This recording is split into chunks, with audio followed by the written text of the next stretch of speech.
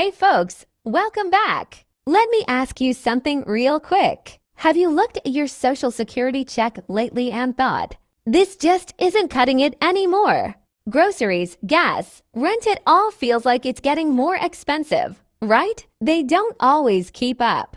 And for millions of Americans, that check isn't extra money, it is the money. It's how you keep the lights on, put food on the table, and pay for doctor visits. So when there's even a small change in how much you get from Social Security, it can throw your whole budget off balance. Engagement call. Quick favor before we dive in. Drop a comment and let me know.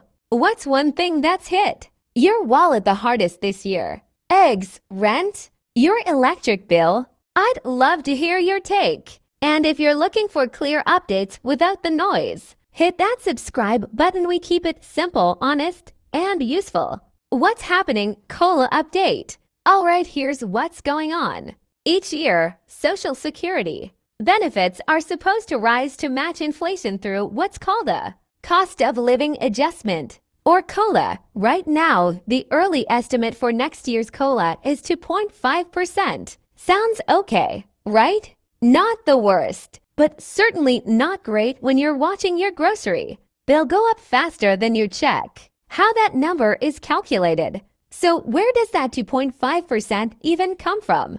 It's based on something called the CPI-W, the Consumer Price Index for urban wage earners and clerical workers. Basically, the government tracks price changes on everyday goods and uses that data to calculate the COLA. But here's the kicker. That index tracks the spending of workers, not retirees. And that's a big problem because seniors don't spend the same way as younger working Americans. Healthcare, prescriptions, rent, those hit harder in retirement. And they're not always reflected in the CPI-W.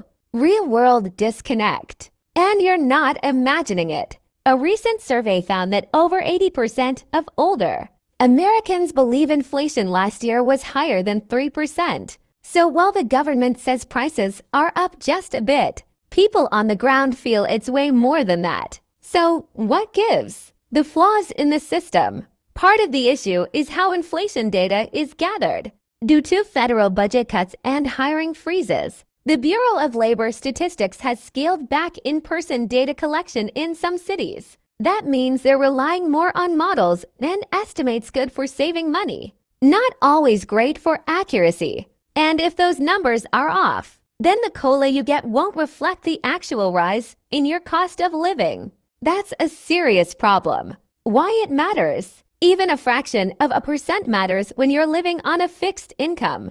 A 2.5% COLA might sound fine, but it doesn't always help when your rent's gone up 6%. Your medical bills are up 10%, and eggs cost double what they did 2 years ago. And to make things trickier, the COLA is based only on prices from July through September. So if inflation spikes after that, you're stuck waiting until the next year for an adjustment. What you can do. So what can you do? First, it helps to understand where your benefits come from and how they're calculated. Knowing the system gives you more control over your financial planning. Second, look for local support programs, things like energy assistance, food stamps, or property tax exemptions. They can fill in the gaps when your COLA doesn't go far enough. And finally, know that you're not alone. Advocacy groups like the Senior Citizens League are pushing for a better way to calculate COLA, one that's actually based on seniors' spending habits. What's next? Policy Watch. There's also been talk of tax reform.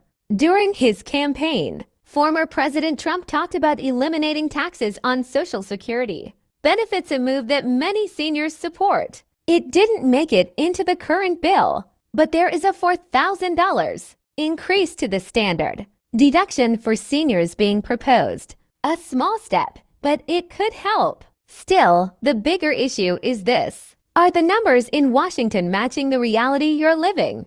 Because if they're not, then we've got more work to do. Closing thoughts plus CTA. Just last week, someone told me, yeah, my check went up, but my grocery bill still went up more.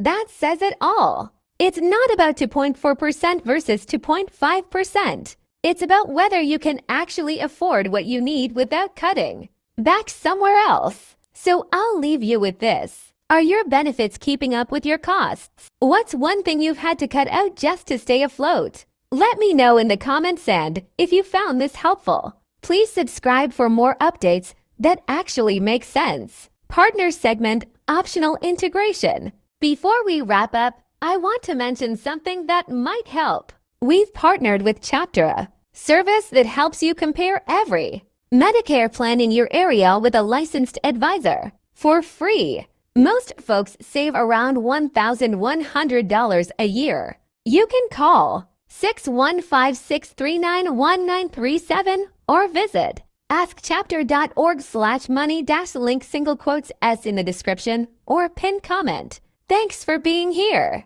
Let's keep the conversation going because you deserve clarity, not confusion.